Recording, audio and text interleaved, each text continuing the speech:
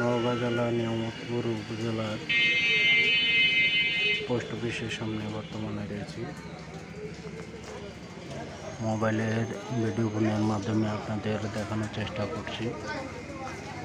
কিছুক্ষণ আগে ঝড় বৃষ্টি হয়ে গেল, আকাশের অবস্থা মোটেও ভালো নয়, যে কোনো সময় ঝড় বৃষ্টি আসতে পারে। পোস্ট অফিসের সামনে রাস্তার পাশেই এই মাছের দোকান নিয়ে বসে আছে। বৃহস্পতিবার এবং সোমবার দিন ছাড়া প্রতিদিনই মাছ এখানে বেচা বিক্রি হয়ে থাকে। দেখতেছেন, ভিডিওটা কে কোথা থেকে দেখতেছেন অবশ্যই কমেন্টে জানাবেন।